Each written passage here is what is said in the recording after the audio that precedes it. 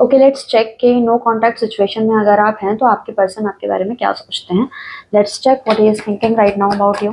Think about your person. Okay, we have the knight of cups. Fine. He is controlling his emotions for you. Then what he thinks of you. We have the Knight of Cups. We have the Ace of Wands. We have the Magician, the King of Swords. No more. Okay. There's a lot of anxiety in their mind about you. क्योंकि may be हो सकता है कि उन्हें ऐसे realisation है कि उन्होंने कुछ गलतियां करी हैं. ओके. एंड अगर वो ये बात आपसे बोलने आएंगे तो आपको मतलब लाइक उनको ये बात पता है कि आप उनको ये बात बोलोगे कि तुमने मेरे साथ ये गलत किया है, ये गलत किया है, ये गलत किया है.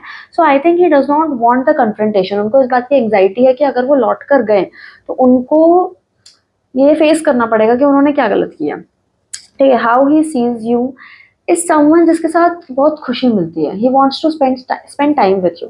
ओके. उन्हें आपके साथ घूमने फिरने का मन कर रहा है, थोड़ा सा एंजॉय करने का मन कर रहा है. He is missing the comfort that you brought to them. Okay. I think he is not satisfied with this distance जो आप दोनों के बीच में आ गया है. he sees you as someone who can bring peace to their chaos. उनकी जिंदगी में सब कुछ खराब चल रहा हो, उनके फैमिली से प्रॉब्लम चल रही हो, उनके फ्रेंड्स से प्रॉब्लम चल रही हो, मे बी हो सकता है उनके ऑफिस में कुछ प्रॉब्लम्स चल रही हो, बट आपको वो इस तरीके से देखते हैं कि यार इस इंसान के पास जाऊंगा ना या जाऊंगी ना तो ये मुझे ना जज करेगा, ये इंसान बस मुझसे ही प्यार करता है और बदले में कुछ नहीं चाहता. एस ऑफ वॉन्ट्स की एनर्जी है. He is thinking to take an action towards you. Wands is a card of action. Okay. He wants to take an action with you towards you. Sorry. He wants a something kind of new beginning. Okay. उन्हें कुछ नया चाहिए आपसे.